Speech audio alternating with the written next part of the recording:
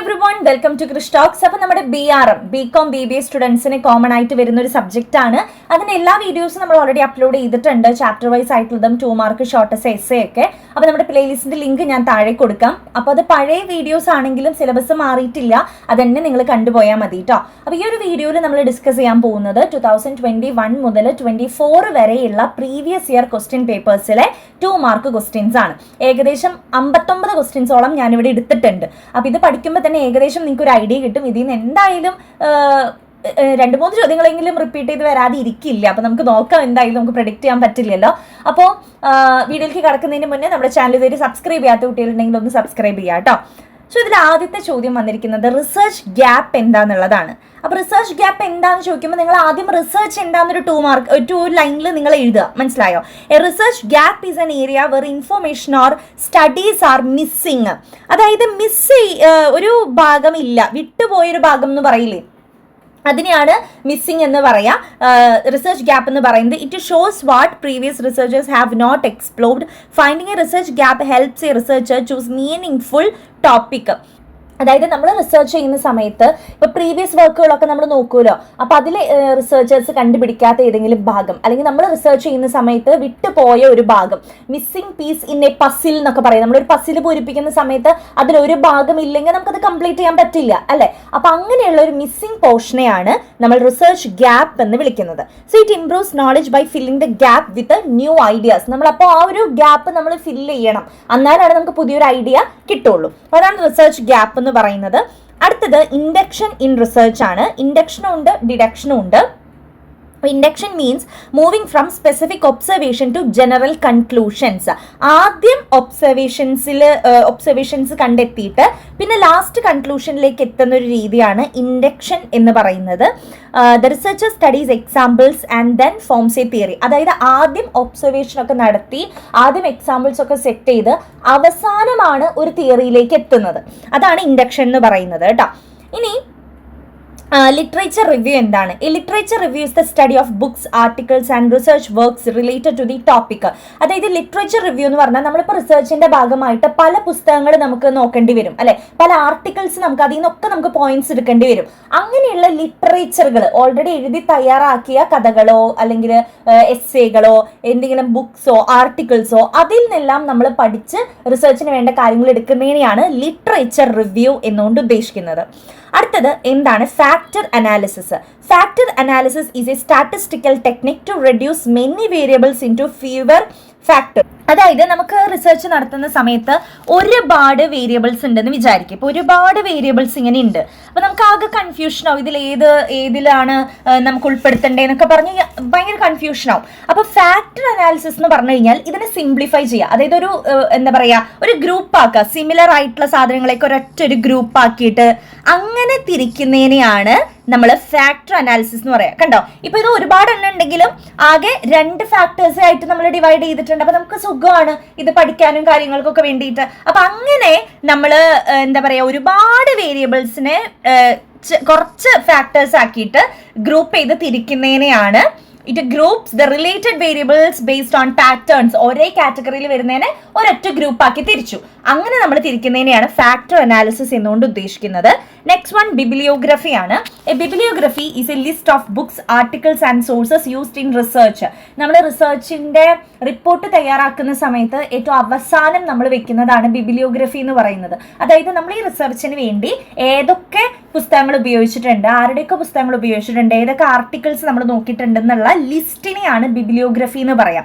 നേരത്തെ ഞാൻ literature review പറഞ്ഞിരുന്നു. ലിറ്ററേച്ചർ റിവ്യൂ എന്ന് പറഞ്ഞാൽ പുസ്തകങ്ങൾ നോക്കി പഠിച്ച് റിസർച്ച് ചെയ്യുന്നതിനെയാണ്, ആ പുസ്തകങ്ങൾ നമ്മൾ യൂസ് ചെയ്യുന്നതിനെയാണ് ലിറ്ററേച്ചർ റിവ്യൂ. നമ്മൾ അതിനൊക്കെ റിവ്യൂ ചെയ്യുന്നതിനെയാണ് ലിറ്ററേച്ചർ റിവ്യൂ പറയാ. ഇത് നമ്മൾ ആ റിസർച്ചിന് വേണ്ടി ഉപയോഗിച്ചിട്ടുള്ള പുസ്തകങ്ങളുടെ ലിസ്റ്റ്, അതിനെയാണ് ബിബ്ലിയോഗ്രഫി എന്ന് പറയുന്നത് കേട്ടോ. അടുത്തത് എക്സ്പെരിമെന്റൽ റിസർച്ച് ആണ്. Experimental research studies cause and effect relationship. അതായത് നമ്മൾ ഒരു റിസർച്ച് ഇങ്ങനെ എക്സ്പെരിമെന്റ്സിലൂടെ, അതായത് എന്തുകൊണ്ട് ഇത് സംഭവിച്ചു, ഇത് ഉണ്ടാവാനുള്ള കാരണം, അതാണ് കോസ് ആൻഡ് എഫക്റ്റ് റിലേഷൻഷിപ്പ്. അതിനെക്കുറിച്ച് പഠിക്കുന്ന റിസർച്ചുകളാണ് എക്സ്പെരിമെന്റൽ റിസർച്ച് എന്നുകൊണ്ട് ഉദ്ദേശിക്കുന്നത്. നെക്സ്റ്റ് വൺ എന്താണ് popular report? A popular report is a simple easy to read research report. It uses non technical language, pictures and charts. എല്ലാവർക്കും വളരെ പെട്ടെന്ന് മനസ്സിലാക്കാൻ പറ്റുന്ന വളരെ സിമ്പിൾ ആയിട്ടുള്ള ഈസി ടു റീഡ് ആയിട്ടുള്ള റിപ്പോർട്ടുകളെയാണ് നമ്മൾ പോപ്പുലർ റിപ്പോർട്ട് എന്ന് വിളിക്കുന്നത്. അടുത്തത് ബൈവെറേറ്റ് അനാലിസിസ് ആണ്. Bivariate analysis studies the relationship between two variables. Bi എന്ന് പറഞ്ഞാൽ തന്നെ നമ്മൾ അതിൽ നിന്ന് മനസ്സിലാക്കണം ടു എന്നാണ്. അപ്പൊ രണ്ട് വേരിയബിൾസിന്റെ റിലേഷൻഷിപ്പിനെ കുറിച്ച് പഠിക്കുന്ന അനാലിസിസ് ആണ് ബൈവെറേറ്റ് അനാലിസിസ് എന്ന് പറയുന്നത്. അപ്പോൾ ഒരു വേരിയബിളിനെ എങ്ങനെ എഫക്ട് ചെയ്യുന്നു.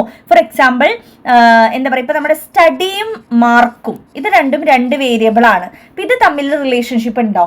സ്റ്റഡിയും മാർക്കും തമ്മിൽ എത്രത്തോളം പഠിക്കുന്നു അത്രത്തോളം മാർക്കാണ് നമുക്ക് കിട്ടുക അല്ലെ. അപ്പൊ ഇത് തമ്മിൽ കണക്ഷൻ ഉണ്ട്. അപ്പൊ ഇങ്ങനെ രണ്ട് വേരിയബിൾസ് തമ്മിലുള്ള റിലേഷൻഷിപ്പ് നോക്കുകയും ഒന്നിനെ എങ്ങനെ ഡിപ്പെൻഡ് ചെയ്തിരിക്കുന്നു എന്ന് നോക്കുകയും ചെയ്യുന്ന അനാലിസിസ് ആണ് ബൈവെറേറ്റ് അനാലിസിസ് എന്നുകൊണ്ട് ഉദ്ദേശിക്കുന്നത്. Next Cronbach alpha. Cronbach alpha measures the reliability of a survey or scale. ഇപ്പൊ നമ്മളൊരു സർവേ നടത്തുകയാണ് അല്ലെങ്കിൽ ഒരു സ്കെയിലിംഗ് നടത്തുകയാണ്, അതിന്റെ എത്രത്തോളം അത് റിലയബിൾ ആണ് എന്ന് മെഷർ ചെയ്യുന്നതാണ് ഈ ക്രോൺബാച്ച് ആൽഫ എന്ന് പറയുന്നത്. It shows how consistent answers are across the questions. Value ranges from 0 to 1. Higher value means better reliability. അതായത് 0 to 1 എന്നുള്ള രീതിക്കാണ് ഇതിന്റെ വാല്യൂ നമ്മൾ പറയുക. അപ്പോൾ ഹയർ വാല്യൂ ആണ് കിട്ടുന്നത്. ഈ ഒരു ഇതിലൂടെ ഹയർ വാല്യൂ കിട്ടുകയാണെങ്കിൽ ഹയർ റിലയബിലിറ്റി ഉണ്ട്, നമുക്ക് വിശ്വസിക്കാൻ അടിപൊളിയാണ് എന്നാണ് ഇതിനർത്ഥം കേട്ടോ. അടുത്തത് ഓർഡിനൽ സ്കെയിൽ ആണ്. An ordinal scale ranks data in order. Correct ഒരു ഓർഡറിൽ നമ്മൾ എന്താ പറയുക ഡാറ്റനെ സ്കെയിൽ ചെയ്ത് വെക്കുന്നതിനെയാണ് ഓർഡിനൽ സ്കെയിൽ എന്ന് പറയാം. അതായത് ഏറ്റവും കൂടുതൽ റിസർച്ച് ചെയ്യുന്ന റിസൾട്ട് കിട്ടിയതിന് ഫസ്റ്റ് റാങ്ക് കൊടുക്കുന്നു അല്ലെങ്കിൽ സെക്കൻഡ് റാങ്ക് കൊടുക്കുന്നു. അങ്ങനെ കറക്റ്റ് ഓർഡറിൽ നമ്മൾ ഡാറ്റയെ റാങ്ക് ചെയ്യുന്നതിനെയാണ് ഓർഡിനൽ സ്കെയിൽ എന്ന് പറയാം. ദെൻ നെക്സ്റ്റ് കോട്ട സാമ്പിളിംഗ് ആണ്. Quota sampling selects the samples based on fixed quotas or for groups. Groups may be based on age, gender or category. Quota sampling എന്ന് വെച്ച് കഴിഞ്ഞാൽ ഗ്രൂപ്പുകളാക്കിയിട്ട്, അതായത് ഇപ്പോൾ ഏജിൻ്റെ അടിസ്ഥാനത്തിലോ ജെൻഡറിൻ്റെ അടിസ്ഥാനത്തിലോ കാറ്റഗറിയുടെ അടിസ്ഥാനത്തിലോ നമ്മൾ ഗ്രൂപ്പുകളാക്കി തിരിക്കുന്നതിനെ എന്നിട്ട് അതിൽ നിന്ന് നമ്മൾ സാമ്പിളിംഗ് ചെയ്യുന്നതിനെയാണ് കോട്ട സാമ്പിളിംഗ് എന്ന് പറയുന്നത്. നെക്സ്റ്റ് വൺ സാമ്പിളിംഗ് എറർ ആണ്. A sampling error occurs when samples result differ from populations result. It happens because only a part of the population is selected. അതായത് സാമ്പിളിംഗ് എറർ എന്ന് വെച്ച് കഴിഞ്ഞാൽ സാമ്പിൾ എന്താണ്, നമ്മൾ വലിയൊരു പോപ്പുലേഷനിൽ നിന്നും ഒരു സെർട്ടൻ നമ്പർ നമ്മൾ സെലക്ട് ചെയ്യുന്നതിനെയാണ് സാമ്പിൾ എന്ന് പറയുക. ചിലപ്പോൾ ഒരു വലിയൊരു പോപ്പുലേഷനിൽ നിന്നും ഒരെണ്ണം ആയിരിക്കും നമ്മൾ സെലക്ട് ചെയ്യുന്നുണ്ടാവുക. അപ്പോൾ ആ ഒരെണ്ണം എന്ന് പറയുന്നത് ആ ഒരു എൻറ്റയർ പോപ്പുലേഷനെ റെപ്രസെന്റ് ചെയ്യുന്നതായിരിക്കും. ഇപ്പോൾ ഫോർ എക്സാമ്പിൾ ഇപ്പോൾ നിങ്ങളുടെ ക്ലാസ്സിൽ 50 കുട്ടികൾ ഉണ്ടെന്ന് വിചാരിക്കാം. ഞാൻ പറയാണ് നിങ്ങളുടെ ക്ലാസ്സിൽ നിന്ന് ഒരു ലീഡറിനെ നമുക്ക് വേണം, ഒരു റെപ്രസെൻറ്റേറ്റീവിനെ നമുക്ക് വേണം എന്ന് പറയാണ്. അപ്പോൾ ഈ 50 കുട്ടികളെയും റെപ്രസെന്റ് ചെയ്തിട്ടാണ് ആ ഒരു ലീഡർ നിൽക്കുന്നത് അല്ലേ. അപ്പോൾ അല്ലാതെ എല്ലാവരും പിടിച്ച് നമുക്ക് ലീഡർ ആക്കാൻ പറ്റില്ലല്ലോ. അപ്പോൾ അതിനെയാണ് നമ്മൾ സാമ്പിൾ എന്ന് പറയുക. ഇനി നമ്മൾ അങ്ങനെ ഒരു സാമ്പിളിനെ സെലക്ട് ചെയ്തു. ഇപ്പോൾ ആര്യ എന്ന് പറയുന്ന കുട്ടീനെ നമ്മൾ നിങ്ങളുടെ എല്ലാവരുടെയും റെപ്രസെൻറ്റേറ്റീവ് ആയിട്ട് ലീഡറായിട്ട് നമ്മൾ സെലക്ട് ചെയ്ത സമയത്ത് അതിൽ നിന്നുണ്ടാകുന്ന എറേഴ്സിനെയാണ് സാമ്പിളിംഗ് എറേഴ്സ് എന്ന് പറയാം. ഓക്കെ, അതായത് ചിലപ്പോൾ ഈ ആര്യ എന്ന് പറയുന്ന കുട്ടി എപ്പോഴും ക്ലാസ്സിൽ വരുന്ന കുട്ടി ആവില്ല, അല്ലെങ്കിൽ എന്താ പറയുക എപ്പോഴും പഠിക്കാതെ നടക്കുന്ന ഒരു കുട്ടിയായിരിക്കും. അങ്ങനെയുള്ള പല പ്രശ്നങ്ങളും ഉണ്ടാവും. അപ്പോൾ ഒരു ലീഡർ എന്ന് പറയുന്ന ഒരു ക്വാളിറ്റി ആ കുട്ടിക്ക് മേ ബി ഉണ്ടാവണമെന്നില്ല. അപ്പോൾ അതുവഴി എറേഴ്സ് വരാം. അപ്പോൾ നമ്മൾ തിരഞ്ഞെടുത്ത സാമ്പിൾ മൂലം ഉണ്ടാകുന്ന എറേഴ്സിനെയാണ് സാമ്പിളിംഗ് എറർ എന്ന് പറയുന്നത്. നമ്മുടെ പോപ്പുലേഷനുമായിട്ട് മാച്ച് ചെയ്ത് പോവാത്ത സിറ്റുവേഷനിലാണ് അത് വരുന്നത്. സർവേ റിസർച്ചിൽ എപ്പോഴും ഈ ഒരു ഇഷ്യൂ ഉണ്ടാവാറുണ്ട്, സാമ്പിൾ തിരഞ്ഞെടുക്കുന്നതിൻ്റെ ഭാഗമായിട്ട് ഉണ്ടാകുന്ന എറർ. ഇനി അടുത്തത് ഇൻഡിപെൻഡന്റ് വേരിയബിളും ഡിപെൻഡന്റ് വേരിയബിളും ആണ്. ഇൻഡിപെൻഡന്റ് വേരിയബിൾ ആണ് ഇവിടെ കൊടുത്തിട്ടുള്ളൂ, ഞാൻ ഡിപെൻഡന്റും കൂടി നിങ്ങൾക്ക് പറഞ്ഞുതരാം. And independent variable is a cause in a research study. It is controlled or changed by the researcher. It influences the dependent variable. അതായത് ഇവിടെ 2 വേരിയബിൾ ഉണ്ടെന്ന് വിചാരിക്കുക. ഇപ്പോൾ നമ്മൾ നേരത്തെ എടുത്ത സ്റ്റഡിയും അതേപോലെ തന്നെ മാർക്സിന്റെ കാര്യവും നമുക്ക് നോക്കാം. ഇപ്പം നമുക്കറിയാം സ്റ്റഡി എന്ന് പറയുന്നത് ഒരു ഇൻഡിപെൻഡൻ്റ് ആയിട്ടുള്ള ഒരു വേരിയബിൾ ആണ്. അതായത് അത് ആർക്ക് വേണമെങ്കിലും എങ്ങനെ വേണമെങ്കിലും പഠിക്കാം അല്ലെ. അതൊരു ഇൻഡിപെൻഡൻ്റ് ആയിട്ടുള്ള വേരിയബിൾ ആണ്. പക്ഷെ എത്രത്തോളം പഠിക്കുന്നു അതിനനുസരിച്ചാണ് മാർക്ക്. പഠിച്ചില്ലെങ്കിൽ മാർക്ക് ഉണ്ടാവില്ല, നന്നായി പഠിച്ചാൽ മാർക്ക് ഉണ്ടാവും. അപ്പൊ മാർക്ക് എപ്പോഴും ആരെ ഡിപ്പെൻഡ് ചെയ്തിരിക്കുന്നു? നമ്മുടെ സ്റ്റഡിയെ ഡിപ്പെൻഡ് ചെയ്തിരിക്കുന്നു. അപ്പൊ മാർക്സ് എന്ന് പറയുന്നത് ഒരു ഡിപ്പെൻഡന്റ് വേരിയബിൾ ആണ്, സ്റ്റഡി എന്ന് പറയുന്നത് ഒരു ഇൻഡിപെൻഡന്റ് വേരിയബിൾ ആണ്. സ്റ്റഡി ആരെയും ഡിപ്പെൻഡ് ചെയ്ത് നിൽക്കുന്നില്ല, പക്ഷെ മാർക്സ് സ്റ്റഡിയെ ഡിപ്പെൻഡ് ചെയ്ത് നിൽക്കുന്നതാണ്. അപ്പോൾ ഇവിടുത്തെ കേസിൽ സ്റ്റഡി എന്ന് പറയുന്നത് ഒരു ഇൻഡിപെൻഡന്റ് വേരിയബിൾ ആണ്. ഈ ഇൻഡിപെൻഡന്റ് വേരിയബിൾ എന്ന് പറയുന്നത് റിസർച്ചർക്കല്ലാതെ വേറൊരാൾക്കും ഇത് കൺട്രോൾ ചെയ്യാനൊന്നും പറ്റില്ല. അപ്പോൾ ഈ സ്റ്റഡി എന്ന് പറയുന്ന കാര്യം ഇപ്പം ഞാൻ എത്രത്തോളം പഠിക്കണം എന്നുള്ളത് എൻ്റെ ഒരു രീതിയാണ് അല്ലേ. അപ്പോൾ നമ്മുടെ റിസർച്ചർക്ക് കൺട്രോൾ ചെയ്യാനും റിസർച്ചർക്ക് ആണ് അത് ചേഞ്ച് ചെയ്യാനും പറ്റുക. അപ്പോൾ it is controlled or changed by the researcher. അപ്പോൾ റിസർച്ചർക്ക് ചേഞ്ച് ചെയ്യാനും കൺട്രോൾ ചെയ്യാനും ഒക്കെ പറ്റുന്ന ഒരു ഇൻഡിപെൻഡന്റ് ആയിട്ടുള്ള വേരിയബിൾ ആണ് ഇവിടുത്തെ കേസിൽ സ്റ്റഡി എന്ന് പറയുന്നത്. ഓക്കെ, അതേപോലെ തന്നെ ഇത് ആരെ ഇൻഫ്ലുവൻസ് ചെയ്യുന്നുണ്ട്? ഡിപ്പെൻഡന്റ് വേരിയബിളിനെ ഇൻഫ്ലുവൻസ് ചെയ്യുന്നുണ്ട്. ഇതാണ് ഇൻഡിപെൻഡന്റ് വേരിയബിൾ. ഒരാളെയും അത് ഡിപ്പെൻഡ് ചെയ്യുന്നില്ല, ഇൻഡിപെൻഡന്റ് ആയിട്ട് തന്നെ നിൽക്കുകയാണ്. ഈ ഇൻഡിപെൻഡന്റ് വേരിയബിളിനെ ഇൻഫ്ലുവൻസ് ചെയ്തിട്ടാണ് നമ്മുടെ ഡിപ്പെൻഡന്റ് വേരിയബിൾ നിൽക്കുന്നത്. ഈ ഇൻഡിപെൻഡന്റ് വേരിയബിളിനെ റിസർച്ചർക്ക് കൺട്രോൾ ചെയ്യാനും ചേഞ്ച് ചെയ്യാനും സാധിക്കും എന്നുള്ള ഒരു കാര്യം കൂടി നിങ്ങൾ മനസ്സിലാക്കുക. ഫോർ എക്സാമ്പിൾ എന്ന് പറഞ്ഞിട്ട് ഈ സ്റ്റഡിയുടെ മാർക്സിന്റെ കേസ് നിങ്ങൾക്ക് എഴുതാം. അതേപോലെ തന്നെ ഡിപ്പെൻഡന്റ് വേരിയബിൾ ചോദിക്കാന്ന് വെച്ചാൽ ഡിപ്പെൻഡ് ചെയ്ത് നിൽക്കുന്നു. ആരാണ് ഇവിടെ ഡിപ്പെൻഡ് ചെയ്ത് നിൽക്കുന്നത്? മാർക്സ് ആണ് ഡിപ്പെൻഡ് ചെയ്ത് നിൽക്കുന്നത്. ആരെയാണ് ഡിപ്പെൻഡ് ചെയ്ത് നിൽക്കുന്നത്? സ്റ്റഡിയെ, അതായത് ഒരു ഇൻഡിപെൻഡന്റ് വേരിയബിളിനെയാണ് ഡിപ്പെൻഡ് ചെയ്ത് നിൽക്കുന്നത് എന്നൊക്കെ പറഞ്ഞ് എഴുതാം നിങ്ങൾക്ക്. ഇനി അടുത്തത് എന്താണ്? ഡാറ്റ ഇന്റർപ്രിട്ടേഷൻ എന്നുള്ളതാണ്. Data interpretation means understanding and explaining the meaning of data. നമ്മൾ ഡാറ്റയെ കുറിച്ചുള്ള എല്ലാ കാര്യങ്ങളും മനസ്സിലാക്കുകയും എക്സ്പ്ലെയിൻ ചെയ്യുന്നതാണ് ഡാറ്റ ഇന്റർപ്രിട്ടേഷൻ എന്ന് പറയുന്നത്. നെക്സ്റ്റ് സാമ്പിൾ ഫ്രെയിം ആണ്. A sampling frame is A list of all units or individuals in the population.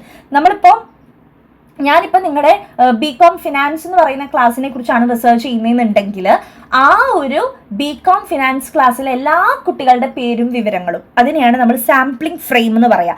ആ ഒരു പോപ്പുലേഷൻ, ഞാനിവിടെ ഏത് പോപ്പുലേഷനാണ് എടുക്കുന്നത്? BCom finance. അപ്പോൾ ആ ഒരു പോപ്പുലേഷനിലുള്ള എല്ലാവരുടെയും ലിസ്റ്റാണ് ഇവിടെ ഉദ്ദേശിക്കുന്നത്. അതാണ് സാമ്പിളിംഗ് ഫ്രെയിം എന്ന് പറയുന്നത്. ഇനി അതിൽ നിന്നാണ് നമ്മൾ ഒരു സാമ്പിളിനെ സെലക്ട് ചെയ്യുക. മനസ്സിലായോ? അടുത്തത് എന്താണ്? സാമ്പിൾ ഡിസൈൻ ആണ്. Sample design is the plan for selecting samples from A population. Design എന്ന് പറഞ്ഞു കഴിഞ്ഞാൽ പ്ലാൻ എന്നാണ് ഉദ്ദേശിക്കുന്നത്. പ്ലാൻ അല്ലെങ്കിൽ ഒരു ബ്ലൂ പ്രിന്റ്, അതാണ് സാമ്പിൾ ഡിസൈൻ. അതായത് ഇപ്പോൾ ബികോം ഫിനാൻസ് എന്ന് പറയുന്ന ക്ലാസ്സിൽ നിന്നും ഒരു കുട്ടീനെ എനിക്ക് തിരഞ്ഞെടുക്കണമല്ലോ ലീഡറായിട്ട്. അപ്പോൾ അതിനു വേണ്ടി ഞാനൊരു പ്ലാനിങ് ചെയ്യുവാണ്. ഏത് സാമ്പിളിനെ തിരഞ്ഞെടുക്കണം എന്നുള്ള പ്ലാനിങ്, അതിനെയാണ് നമ്മൾ സാമ്പിൾ ഡിസൈൻ എന്ന് പറയുന്നത്. നെക്സ്റ്റ് വൺ എന്താണ്? Hypothesis. A hypothesis is a prediction or assumption to be tested in the research. അതായത് നമ്മൾ റിസർച്ച് നടത്തുമ്പോൾ നമ്മൾ അവിടെ ടെസ്റ്റ് ചെയ്യുന്ന അല്ലെങ്കിൽ പ്രഡിക്റ്റ് ചെയ്യുന്ന ഒന്നിനെയാണ് ഹൈപ്പോതെസിസ് എന്ന് പറയുക. ഇപ്പം ഞാൻ പറയാണ് അനു എന്ന് പറയുന്ന കുട്ടിക്ക് അവൾ നന്നായിട്ട് പഠിച്ചിട്ടുണ്ട്, അപ്പോൾ അവൾക്ക് ഒരു 50 മാർക്കൊക്കെ കിട്ടാൻ സാധ്യതയുണ്ട് എന്ന് ഞാൻ പ്രഡിക്റ്റ് ചെയ്യുകയാണ്. ഇതിനെയാണ് നമ്മൾ ഹൈപ്പോതെസിസ് എന്ന് പറയുക. അപ്പോൾ ഈ പ്രഡിക്റ്റ് ചെയ്യുന്നത് ശരിയാവാം അല്ലെങ്കിൽ തെറ്റാം. ഓക്കെ, ഹൈപ്പോതെസിസ് അതായത് നടത്തുന്ന prediction it may be true or false. അപ്പോൾ അതാണ് ഹൈപ്പോതെസിസ്. നമ്മൾ നടത്തുന്ന ഒരു പ്രഡിക്ഷൻ ആണ് കേട്ടോ. അതേപോലെ പലതരം ഹൈപ്പോതെസിസ് ഉണ്ട്.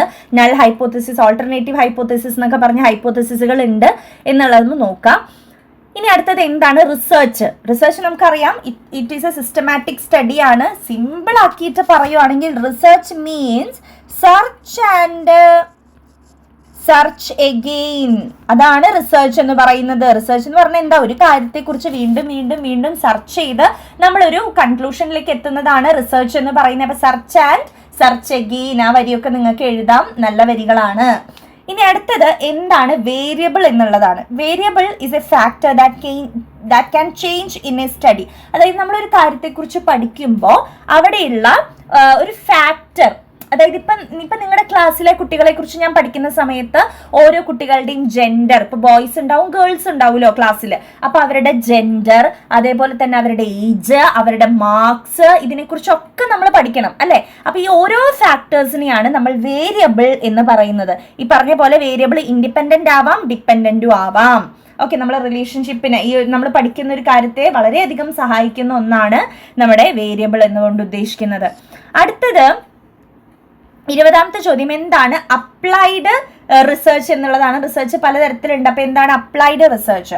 Applied research solves A real world problem. നമ്മുടെ ഇപ്പോഴത്തെ ലോകത്തിലെ റിയൽ ആയിട്ടുള്ള പ്രശ്നങ്ങൾ ഉണ്ടല്ലോ, അത് പഠിക്കുകയും സോൾവ് ചെയ്യുകയും ചെയ്യുന്ന റിസർച്ചാണ് അപ്ലൈഡ് റിസർച്ച് എന്ന് പറയുന്നത്. പ്രാക്ടിക്കൽ ആയിട്ടുള്ള കാര്യങ്ങളായിരിക്കും ഇവിടെ കൂടുതലും ഹാൻഡിൽ ചെയ്യുന്നത്. Next question, stratified random sampling. Stratified random sampling divides the population into groups strata. ഇവിടെ സ്ട്രാറ്റ് എന്ന് ഉദ്ദേശിക്കുന്നത് ഗ്രൂപ്പ്സിനെയാണ് ഉദ്ദേശിക്കുന്നത്. അപ്പൊ നിങ്ങൾ ആ ഒരു വേർഡ് ഇവിടെ നിങ്ങൾ പറയണം. സ്ട്രാറ്റ എന്ന് ഉദ്ദേശിക്കുന്നത് ഗ്രൂപ്പ്സിനെയാണ് കേട്ടോ. അപ്പൊ നമ്മുടെ പോപ്പുലേഷനെ ഒരുപാട് കുട്ടികൾ ഉണ്ടെങ്കിൽ അപ്പൊ ഈ ഒരു പോപ്പുലേഷനെ നമ്മൾ എന്ത് ചെയ്യുന്നു, ഗ്രൂപ്പ്സ് ആക്കിയിട്ട് നമ്മൾ ഡിവൈഡ് ചെയ്യാണ് ചെയ്യുന്നത്. അപ്പൊ ഈ ഓരോ ഗ്രൂപ്പിനെയും നമ്മൾ സ്ട്രാറ്റ എന്നാണ് വിളിക്കുന്നത് കേട്ടോ. അപ്പൊ അതാണ് അങ്ങനെ നമ്മൾ ഗ്രൂപ്പ് ആക്കി തിരിച്ച്, അതായത് സ്ട്രാറ്റ ആക്കി തിരിച്ച് നമ്മൾ അതിൽ നിന്ന് സാമ്പിളിംഗ് ചെയ്യുന്നതിനെയാണ് സ്ട്രാറ്റിഫൈഡ് റാൻഡം സാമ്പിളിംഗ് എന്ന് പറയുന്നത്. നെക്സ്റ്റ് എക്സ്പ്ലോറേറ്ററി റിസർച്ച് ഡിസൈൻ ആണ്. Exploratory research design is done to understand the problem clearly. It used when information is limited. നമ്മൾ ഒരു കാര്യത്തെക്കുറിച്ച് എക്സ്പ്ലെയിൻ ചെയ്ത് എന്താ പറയുക, ഇന്റർവ്യൂ ഒബ്സർവേഷനിലൂടെയൊക്കെ നമ്മൾ കുറച്ചും കൂടി എക്സ്പ്ലെയിൻ ചെയ്തിട്ട് ലിമിറ്റഡ് ആയിട്ടുള്ള കാര്യങ്ങളെ ഉണ്ടാവുള്ളൂ. പക്ഷെ അതിനെ തന്നെ നമ്മൾ എക്സ്പ്ലെയിൻ ചെയ്ത ആ ഒരു പ്രശ്നത്തെ വളരെ ക്ലിയർ ആയിട്ട് മനസ്സിലാക്കുന്ന ഒരു റിസർച്ചാണ് എക്സ്പ്ലോറേറ്ററി. അടുത്തത് reliability of A research instrument. Reliability means consistency of A result. അതായത് നമ്മളിപ്പോൾ ഒരു റിസർച്ച് നടത്തുന്ന സമയത്ത് അതിൻ്റെ റിസൾട്ട് എത്രത്തോളം സ്ഥിരതയുള്ളതാണ്, എത്രത്തോളം നമുക്ക് വിശ്വസിക്കാൻ പറ്റുന്ന സ്ഥിരതയുള്ള ഒന്നാണ് എന്നുള്ളതിനെ കുറിച്ചാണ് റിലയബിലിറ്റി കൊണ്ട് ഉദ്ദേശിക്കുന്നത്. If the same test give same result repeatedly it is reliable. അതായത് നമ്മളിപ്പോൾ എന്താ പറയുക, ഇപ്പൊ ആര്യ എന്ന് പറഞ്ഞ കുട്ടീനെ നമ്മൾ ഒരു തവണ എക്സാം എടുത്തപ്പോൾ ആ കുട്ടിക്ക് 50 മാർക്ക്, അടുത്ത തവണ എക്സാം എടുത്തപ്പോൾ ആ കുട്ടിക്ക് 50 മാർക്ക്. അപ്പൊ നമുക്ക് മനസ്സിലാക്കാം ആ കുട്ടിയുടെ പഠന രീതി എന്ന് പറയുന്നത് റിലയബിൾ ആണ്. ഇനിയിപ്പോൾ ഒരു തവണ എക്സാം എടുത്തപ്പോൾ ആ കുട്ടിക്ക് 2 മാർക്ക്, അടുത്ത തവണ എക്സാം എടുത്തപ്പോൾ 10 മാർക്ക്, പിന്നത്തെ തവണ എക്സാം എടുത്തപ്പോൾ 50 മാർക്ക്. ഇത് റിലയബിൾ അല്ല. കാരണം ആ കുട്ടി ചില സമയത്ത് ഭയങ്കരമായിട്ട് ഉഴപ്പുന്നുണ്ട്, ചില സമയത്ത് പഠിക്കാൻ പറ്റുന്നുണ്ട് ആ കുട്ടിക്ക്. അപ്പൊ ഇത് റിലയബിൾ അല്ല. അപ്പൊ നമ്മൾ ഒരു കാര്യം വീണ്ടും വീണ്ടും വീണ്ടും ടെസ്റ്റ് ചെയ്തപ്പോഴും ഒരേ റിസൾട്ട് തന്നെയാണ് കിട്ടണമെന്നുണ്ടെങ്കിൽ നമുക്ക് അതിൽ നിന്ന് മനസ്സിലാക്കാം ഈ ഒരു ഡാറ്റ വളരെയധികം റിലയബിൾ ആണ് എന്നുള്ളത്. അടുത്തത് എന്താണ് snowball sampling. Snowball sampling selects the samples through referrals. One participant recommends the another. Useful for hidden or rare population. It is non-probability method. അതായത് ഇവിടെ എക്സിസ്റ്റിംഗ് ആയിട്ടുള്ള ആൾക്കാർ തന്നെയാണ് അടുത്ത ആളെ റെക്കമെൻഡ് ചെയ്യുന്നത്. അതായത് ഇപ്പം ഞാൻ നിങ്ങളുടെ ക്ലാസ്സിലെ ഒരു കുട്ടീനെ ആദ്യം എടുത്തു, എന്നിട്ട് ആ കുട്ടീൻ്റെ അടുത്ത് ചോദിക്കുകയാണ് ക്ലാസ്സിൻ്റെ എങ്ങനെയുണ്ട്, നിങ്ങളുടെ ടീച്ചർ ക്ലാസ് എടുക്കുന്നതൊക്കെ ഓക്കെ തന്നെയാണോ, ഇനിയിപ്പോൾ നിങ്ങളുടെ ക്ലാസ്സിൽ നന്നായിട്ട് പഠിക്കുന്ന ഒരു കുട്ടി വേറെ ആരാണെന്ന് ചോദിക്കുമ്പോൾ ആ കുട്ടി വേറൊരു കുട്ടീനെ സജസ്റ്റ് ചെയ്യും. അപ്പോൾ ആര്യ എന്ന് പറഞ്ഞ കുട്ടി മിനി എന്ന് പറഞ്ഞ കുട്ടീനെ സജസ്റ്റ് ചെയ്തു. ദെൻ ഞാൻ മിനിയുടെ അടുത്ത് ചോദ്യം ചോദിക്കുകയാണ്. അപ്പോൾ മിനി എന്നിട്ട് ബിനു എന്ന് പറഞ്ഞ കുട്ടീനെ സജസ്റ്റ് ചെയ്തു. അങ്ങനെ അങ്ങനെ അങ്ങനെ നമ്മൾ റെഫറൻസ് കിട്ടി. One participants recommend the another. ഒരു പാർട്ടിസിപ്പന്റ് അടുത്ത ആളെ റെക്കമെൻഡ് ചെയ്യുന്നു. അങ്ങനെ ഒരു സാമ്പിളിംഗ് മെത്തേഡാണ് സ്നോബോൾ സാമ്പിളിംഗ് എന്ന് പറയുന്നത്. നെക്സ്റ്റ് എക്സിക്യൂട്ടീവ് സമ്മറി ആണ്. An executive summary presents the key findings of the research report. അതായത് നമ്മൾ റിസർച്ച് കഴിഞ്ഞ് നമ്മൾ റിപ്പോർട്ട് പ്രിപ്പയർ ചെയ്യുന്ന സമയത്ത് വളരെ കീ ആയിട്ടുള്ള ഫൈൻഡിങ്സ് എല്ലാം തന്നെ നമ്മൾ തയ്യാറാക്കിയിട്ടുള്ള ഒരു സമ്മറിയാണ് എക്സിക്യൂട്ടീവ് സമ്മറി എന്ന് പറയുന്നത്. ഇത് നമ്മുടെ it helps the busy readers understand the results quickly. അപ്പോൾ ഇത് എക്സിക്യൂട്ടീവ് സമ്മറി എന്ന് പറഞ്ഞാൽ ഏറ്റവും തുടക്കത്തിൽ കൊടുത്തിട്ടുണ്ടാവും ഈ ഒരു സമ്മറി. അപ്പോൾ മൊത്തം റിപ്പോർട്ട് വായിച്ചു നോക്കേണ്ട ആവശ്യമില്ലാന്ന്. അത് വായിച്ചു നോക്കിയാൽ തന്നെ ആ റിപ്പോർട്ടിനെ കുറിച്ചുള്ള ഏകദേശം കാര്യങ്ങൾ അതിൽ നിന്ന് തന്നെ മനസ്സിലാവും. ഇപ്പം നമ്മൾ ബ്രീഫ് ആയിട്ടുള്ളൊരു സമ്മറി എന്ന് പറയില്ലേ, അതാണ് എക്സിക്യൂട്ടീവ് സമ്മറി എന്ന് പറയുന്നത്. നെക്സ്റ്റ് കണ്ടിൻജൻസി ടേബിൾ ആണ്. Contingency table shows the relationship between 2 variables in rows and columns. റോസിലും കോളത്തിലും ഉള്ള 2 വേരിയബിൾസിന്റെ റിലേഷൻഷിപ്പ് കാണിക്കുന്ന ടേബിൾ ആണ് കണ്ടിൻജൻസി ടേബിൾ എന്ന് പറയുന്നത്. ഇതിനെ ക്രോസ് ടേബുലേഷൻ ടേബിൾ എന്നും വിളിക്കാറുണ്ട്. അടുത്തത് കോൺഫിഡൻസ് ലെവൽ ആണ്. Confidence level shows how certain we are about research result. Common levels are 95% or 99%. അതായത് നമ്മളിപ്പോൾ ഒരു റിസർച്ച് നടത്തിയതിന് ശേഷം അതിൻ്റെ റിസൾട്ടിലുള്ള നമ്മുടെ കോൺഫിഡൻസ് ലെവൽ എത്രത്തോളമാണ്. ഇപ്പോൾ ഒരു റിസർച്ച് റിപ്പോർട്ട് 95% ഉണ്ടെങ്കിൽ, കോൺഫിഡൻസ് ലെവൽ ഉണ്ടെങ്കിൽ അത് അത്രയും അടിപൊളിയായിട്ടുള്ള ഒരു റിപ്പോർട്ടാണെന്നാണല്ലോ അർത്ഥം. അതാണ് ഉദ്ദേശിക്കുന്നത്. അടുത്തത് മൾട്ടിവറേറ്റ് ഡാറ്റ അനാലിസിസ്. നമ്മൾ നേരത്തെ ബൈവറേറ്റ് കണ്ടിട്ടുണ്ടായിരുന്നു തുടക്കത്തിൽ. 2 വേരിയബിൾസ് തമ്മിലുള്ളതാണ് ഞാൻ അവിടെ പറഞ്ഞിട്ടുണ്ടായിരുന്നത് അനാലിസിസ് ആണ്. പക്ഷേ മൾട്ടിവേരിയറ്റ് എന്ന് പറഞ്ഞു കഴിഞ്ഞാൽ 2-ലധികം, മോർ ദാൻ 2 അതാണ് വരിക കേട്ടോ. അപ്പോൾ മൾട്ടിവേരിയറ്റ് ഡാറ്റ അനാലിസിസ് എന്ന് വെച്ച് കഴിഞ്ഞാൽ more than 2 variables at A time. ഒരു സമയം 2-ലധികം വേരിയബിൾസിനെ കുറിച്ചുള്ള പഠനമാണ് മൾട്ടിവേരിയറ്റ് എന്ന് പറയുന്നത്. അടുത്തത് ഡിസ്ക്രിമിനന്റ് അനാലിസിസ് ആണ്. Discriminant analysis classifies the data in to groups. It find the difference between group based variable. അതായത് നമ്മളിവിടെ ഡാറ്റയെ പലതരം ഗ്രൂപ്പുകളാക്കി ഡിവൈഡ് ചെയ്തിട്ടാണ് നമ്മൾ കമ്പയർ ചെയ്യുന്നതും ഡിഫറൻസ് മനസ്സിലാക്കുന്നതും. ഇനി അടുത്തത് പൈലറ്റ് സ്റ്റഡി ആണ്. Pilot study is A small test study before the main researchers check the tools and methods. അതായത് സിമ്പിളായിട്ട് പറയുകയാണെങ്കിൽ pilot studies A small scale study before the large study. അതായത് നമ്മൾ വലിയൊരു സ്റ്റഡി നടത്തുന്നതിന് മുൻപ് ചെറിയ രീതിയിൽ നമ്മൾ അതിനെക്കുറിച്ച് പഠിക്കുന്നതിനെയാണ് പൈലറ്റ് സ്റ്റഡി എന്ന് പറയുക. ഇപ്പോൾ വലിയ സ്റ്റഡി നമ്മൾ ഉദ്ദേശിക്കുന്നത് കേസ് സ്റ്റഡിയാണ്. കേസ് സ്റ്റഡി എന്താണെന്ന് നമുക്ക് ക്വസ്റ്റ്യൻ വരാം. കേസ് സ്റ്റഡി എന്ന് പറയുന്നത് വളരെ ഇൻഡെപ്ത് ആയിട്ട് നമ്മളൊരു കാര്യത്തെക്കുറിച്ച് പഠിക്കുന്നതാണ് case study. Case study means in-depth study എന്നാണ് പറയുക കേട്ടോ. അപ്പം ഇൻഡെപ്ത് സ്റ്റഡി നമ്മൾ നടത്തുമ്പോൾ അത് മാസങ്ങളോളം വർഷങ്ങളോളം എടുത്തേക്കാം ആ ഒരു റിസർച്ച് കംപ്ലീറ്റ് ആവാൻ വേണ്ടി, കേസ് സ്റ്റഡി കംപ്ലീറ്റ് ആവാൻ വേണ്ടി. പക്ഷെ അതിന് മുൻപ് നമ്മൾ ഇത് ഫീസിബിൾ ആവോ, ഇത് ഓക്കെ ആവോ എന്ന് അറിയാൻ വേണ്ടി ചെറിയ രീതിയിൽ അതിനെക്കുറിച്ച് പഠിക്കുന്നതാണ് പൈലറ്റ് സ്റ്റഡി എന്ന് പറയുന്നത് കേട്ടോ. അടുത്തത് എന്താണ്? Cross sectional survey.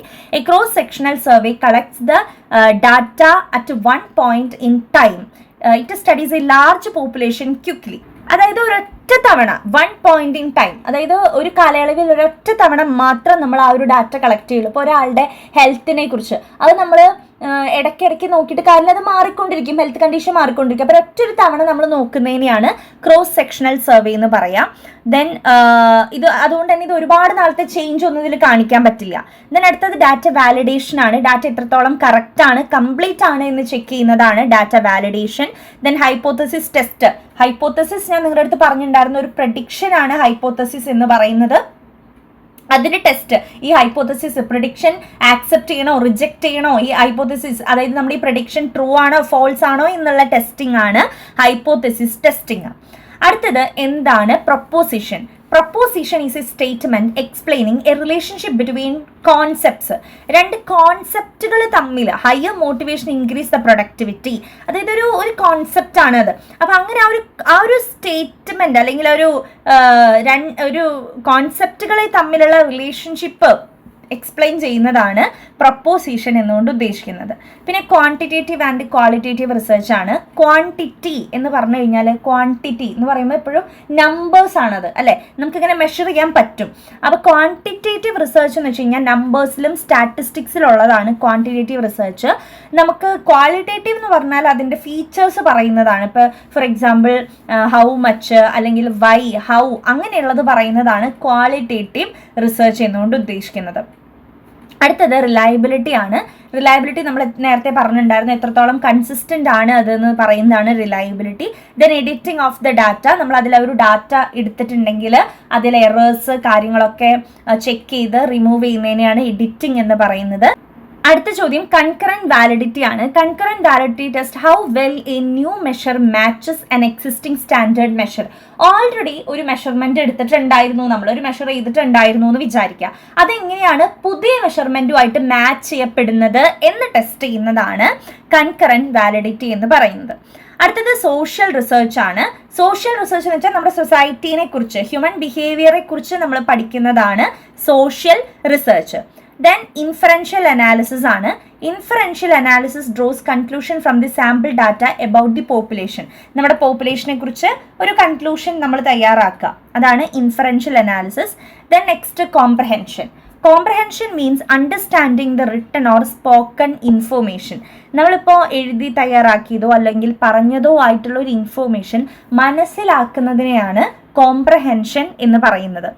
നെക്സ്റ്റ് എന്താണ്? Fundamental research. Fundamental research develops the basic knowledge and theory. It does not solve immediate problems. Fundamental research എന്ന് വെച്ചാൽ പെട്ടെന്നുള്ളൊരു പ്രശ്നത്തിൻ്റെ പരിഹാരമല്ല, എന്താ പറയുക, ഒരു ബേസിക് നോളജ് അല്ലെങ്കിൽ തിയറി ഒക്കെ ഡെവലപ്പ് ചെയ്ത് റിസർച്ച് ചെയ്യുന്നതാണ് ഫണ്ടമെന്റൽ റിസർച്ച്. ഇതിനെ പ്യുവർ റിസർച്ച് എന്നും കൂടി വിളിക്കാറുണ്ട്. ക്ലസ്റ്റർ അനാലിസിസ് നമ്മൾ ഓൾറെഡി പറഞ്ഞിരുന്നു, ക്ലസ്റ്റേഴ്സ് ആക്കി ഡിവൈഡ് ചെയ്തിട്ടുള്ളതാണ് ക്ലസ്റ്റർ അനാലിസിസ്. റിസർച്ച് ഡിസൈൻ നമ്മൾ പറഞ്ഞിരുന്നു, റിസർച്ച് ചെയ്യണതിൻ്റെ ബ്ലൂ പ്രിന്റ് അല്ലെങ്കിൽ കംപ്ലീറ്റ് പ്ലാൻ ആണ് അവിടെ ഉദ്ദേശിക്കുന്നത്. Then internal versus external validity. Internal validity shows if the results are correct within the study conditions. Validity നമ്മൾ പറഞ്ഞിരുന്നു, എത്രത്തോളം കറക്റ്റ് ആണ്, ഓക്കെ ആണെന്നുള്ളതാണ് വാലിഡിറ്റി. അപ്പോൾ ഇന്റേണൽ വാലിഡിറ്റി എന്ന് പറഞ്ഞു കഴിഞ്ഞാൽ നമ്മുടെ സ്റ്റഡി കണ്ടീഷൻസിന്റെ ഉള്ളിലുള്ള കാര്യങ്ങൾ എത്രത്തോളം ഓക്കെ ആണ് എന്ന് നോക്കുന്നതാണ്. ഇനി if the results can be applied in the real world, പുറത്തോട്ട് ഇത് അപ്ലൈ ചെയ്യാനായിട്ട് പറ്റുമോ എന്ന് നോക്കുന്നതാണ് നമ്മുടെ എക്സ്റ്റേണൽ വാലിഡിറ്റി എന്ന് പറയുന്നത്. ഓക്കെ, ഇനി അടുത്തത് ഇൻഫറൻഷ്യൽ അനാലിസിസ് നമ്മൾ ഓൾറെഡി പറഞ്ഞതാണ്. Then ethics in research. Ethics in research means following moral rules while conducting research. Research ചെയ്യുന്ന സമയത്ത് നമ്മൾ എത്തിക്സ് നമ്മൾ കീപ്പ് ചെയ്യണം അല്ലെ. നമ്മളൊരു എന്താ പറയുക, ഒരു ധർമ്മം നമ്മൾ കീപ്പ് ചെയ്യേണ്ടതായിട്ടുണ്ട്. തോന്നിയ പോലെയൊന്നും ചെയ്യാൻ പാടില്ല. അപ്പൊ അതിനെയാണ് നമ്മൾ എത്തിക്സ് ഇൻ റിസർച്ച് കൊണ്ട് ഉദ്ദേശിക്കുന്നത്. അടുത്തത് ക്ലാസിഫിക്കേഷൻ ഓഫ് ഡാറ്റയാണ്. നമ്മൾ ഇപ്പോൾ പലതരത്തിലുള്ള ഡാറ്റ, ക്വാളിറ്റേറ്റീവ്, ക്വാണ്ടിറ്റേറ്റീവ്, അങ്ങനെ പലതരത്തിലുള്ള ഡാറ്റ നമ്മൾ കളക്ട് ചെയ്തിട്ടുണ്ടായിരിക്കും. ഇത് നമ്മൾ ക്ലാസിഫൈ ചെയ്യാം. പലതരം ഹെഡൊക്കെ കൊടുത്ത് ക്ലാസിഫൈ ചെയ്യുന്നതിനെയാണ് ക്ലാസിഫിക്കേഷൻ ഓഫ് ഡാറ്റ എന്ന് ഉദ്ദേശിക്കുന്നത്. അടുത്തത് എന്താണ്? Popular report. നമ്മൾ ഓൾറെഡി ആദ്യം പറഞ്ഞതാണ്. കോംപ്രഹെൻഷൻ നമ്മൾ ആദ്യം തൊട്ട് മുന്നേ പറഞ്ഞതാണ്. Then type 2 error. ടൈപ്പ് 1 എററും ഉണ്ട്, ടൈപ്പ് 2 എററും ഉണ്ട്. ഇവിടെ ടൈപ്പ് 2 എറർ ആണ് ചോദിച്ചിരിക്കുന്നത്. Type 2 error occurs when a false null hypothesis is not rejected. It means missing a real effect. അതായത് ഇപ്പോൾ കറക്റ്റ് ആയിട്ടുള്ള ഒരു ഹൈപ്പോത്തസിസ് ഉണ്ടായിരിക്കും, തെറ്റായിട്ടുള്ള ഒരു ഹൈപ്പോത്തസിസ് ഉണ്ടാവും. ഹൈപ്പോത്തസിസ് എന്ന് വെച്ചാൽ പ്രഡിക്ഷൻ. ഇപ്പോൾ കറക്റ്റ് ആയിട്ടുള്ള ഒരു ഹൈപ്പോത്തസിസ് ഉണ്ടാവും, തെറ്റായിട്ടുള്ള ഒരു ഹൈപ്പോത്തസിസ് ഉണ്ടാവും. അപ്പോൾ ടൈപ്പ് 2 എറർ എന്ന് പറഞ്ഞു കഴിഞ്ഞാൽ തെറ്റായിട്ടുള്ള ഹൈപ്പോത്തസിസ് നമ്മൾ റിജക്റ്റ് ചെയ്തില്ല. അത് ശരിക്കും ചെയ്യേണ്ടതല്ലായിരുന്നത്. അതായത് ഇവിടെ ഞാൻ പറഞ്ഞുതരാം. ഇപ്പോൾ ശരിയായിട്ടുള്ള ഒരു ഹൈപ്പോത്തസിസും ഉണ്ട്, തെറ്റായിട്ടുള്ള ഒരു ഹൈപ്പോത്തസിസും ഉണ്ട്. അപ്പോൾ നമ്മുടെ റിസർച്ചിന്റെ സമയത്ത് ഈ തെറ്റായിട്ടുള്ള ഹൈപ്പോത്തസിസിനെ നമ്മൾ റിമൂവ് ചെയ്ത് കളയണ്ടേ? പക്ഷെ അങ്ങനെ ചെയ്തില്ല. അതുമൂലം ഉണ്ടാകുന്ന എററാണ് ടൈപ്പ് 2 എറർ എന്ന് പറയുന്നത്. ഓക്കെ, ഇനി ടൈപ്പ് 1 എറർ എന്ന് പറയുന്നത് ശരിയായിട്ടുള്ള ഹൈപ്പോത്തസിസ് ഇല്ലേ, ശരിയായിട്ടുള്ള ഹൈപ്പോത്തസിസിനെ നമ്മൾ റിമൂവ് ചെയ്തു. ശരിയായിട്ടുള്ളതിനെ അക്സെപ്റ്റ് ചെയ്യാതെ ശരിയായിട്ടുള്ളതിനെ എന്ത് ചെയ്തു? നമ്മൾ റിമൂവ് ചെയ്തു. അതുമൂലം ഉണ്ടാകുന്ന എററാണ് ടൈപ്പ് 1 എറർ എന്ന് പറയുന്നത് കേട്ടോ. അത് ഒന്ന് തെറ്റാതെ പഠിച്ചു വെച്ചോളൂ. ദെൻ അടുത്തത് tone in report writing. Tone means the style and attitude of writing. നമ്മളൊരു കാര്യം എഴുതുന്നതിൻ്റെ ഒരു സ്റ്റൈൽ അല്ലെങ്കിൽ ആറ്റിറ്റ്യൂഡിനെയാണ് ടോൺ എന്ന് പറയാം. അപ്പോൾ നമ്മൾ റിപ്പോർട്ട് പ്രിപ്പയർ ചെയ്യുന്ന സമയത്ത്, റിസർച്ച് റിപ്പോർട്ട് പ്രിപ്പയർ ചെയ്യുന്ന സമയത്ത് അത് ഫോർമൽ ആൻഡ് പൊളൈറ്റ് ആയിട്ടുള്ള ഒരു രീതിയിലായിരിക്കണം ചെയ്യേണ്ടത്. വളരെ ക്ലിയർ ആയിട്ട് അൺബയാസ്ഡ് ആയിട്ട് വേണം ചെയ്യാൻ വേണ്ടി. അതാണ് ടോൺ ഇൻ റിപ്പോർട്ട് റൈറ്റിംഗ് കൊണ്ട് ഉദ്ദേശിക്കുന്നത്. Next cluster analysis. നമ്മൾ ഓൾറെഡി പറയുന്നത് ക്ലസ്റ്റർ ഒരുപാട് തവണയായിട്ട് ചോദിക്കുന്നു. റിപ്പീറ്റ് എന്താ പറയുക, സിമിലർ ആയിട്ടുള്ളതിനെ ഒരു ഗ്രൂപ്പ് ആക്കുന്നതിനെയാണ്, ക്ലസ്റ്റേഴ്സ് ആക്കുന്നതിനെയാണ് പറയുന്നത്. Then educational research. Educational research studies learning, teaching and education system. ഇപ്പം ലേണിംഗ്, ടീച്ചിങ് അല്ലെങ്കിൽ അങ്ങനത്തെ എഡ്യൂക്കേഷൻ സിസ്റ്റവുമായി ബന്ധപ്പെട്ട റിസർച്ചുകളാണ് എഡ്യൂക്കേഷണൽ റിസർച്ച്. ദെൻ അടുത്തത് ലോങ്ങിറ്റ്യൂഡിനൽ സർവേ ആണ്. Survey collect the data over a long period. ഒരു ലോങ് പീരീഡിലേക്ക് വേണ്ടിയിട്ടുള്ള ഡാറ്റ കളക്ട് ചെയ്യുന്നതാണ് ലോഞ്ചിറ്റ്യൂഡിനൽ സർവേ കൊണ്ട് ഉദ്ദേശിക്കുന്നത്. നെക്സ്റ്റ് എന്താണ് index number? An index number measures changes in variable like price or quantity. ഇപ്പം പ്രൈസ്, ക്വാണ്ടിറ്റിയിലൊക്കെ വരുന്ന ചേഞ്ചസ് മെഷർ ചെയ്യുന്നതാണ് ഇൻഡെക്സ് നമ്പർ എന്ന് പറയുന്നത്. നെക്സ്റ്റ് കാനോണിക്കൽ അനാലിസിസ് ആണ്. 2 സെറ്റ് ഓഫ് വേരിയബിൾസിൻ്റെ റിലേഷൻഷിപ്പ് എക്സാമിൻ ചെയ്യുന്നതാണ് canonical analysis. Then preposition already നമ്മൾ പറഞ്ഞതാണ്. Then predictive validity. വാലിഡിറ്റി നമ്മൾ പറഞ്ഞു എത്രത്തോളം കറക്റ്റ് ആണ്, ഓക്കെ ആണെന്ന് നോക്കുന്നതാണ് validity. Predictive validity check how well A test predict the future outcomes. എത്ര നന്നായിട്ടാണ് പ്രെഡിക്റ്റ് ചെയ്യാൻ പറ്റുന്നത് എന്ന് നോക്കുന്നതാണ് പ്രെഡിക്റ്റീവ് വാലിഡിറ്റി. പ്രെഡിക്റ്റ് ചെയ്യാനുള്ള ഒരു കഴിവ് എത്രത്തോളം ഉണ്ടെന്ന് നോക്കുന്നതാണ് പ്രെഡിക്റ്റീവ് വാലിഡിറ്റി. അപ്പം ഇത്രയാണ് പ്രീവിയസ് ഇയേഴ്സിലെ ക്വസ്റ്റ്യൻ പേപ്പേഴ്സിലെ 2 മാർക്ക് ചോദ്യങ്ങൾ വന്നിരിക്കുന്നത് കേട്ടോ. ഇത് ആൻസേഴ്സ് സഹിതം ഞാൻ കാണിച്ചു തന്നിട്ടുണ്ട്. ദെൻ ഇനി ഷോർട്ടസ്റ്റ് എസ്സേക്ക് ഞാൻ ഓൾറെഡി അപ്ലോഡ് ചെയ്തിട്ടുണ്ട് കേട്ടോ ക്വസ്റ്റ്യൻസ്. അപ്പോൾ അതിൻ്റെയൊക്കെ ലിങ്ക് ഞാൻ താഴേക്ക് കൊടുക്കാം. അപ്പോൾ all the very best. Thank you.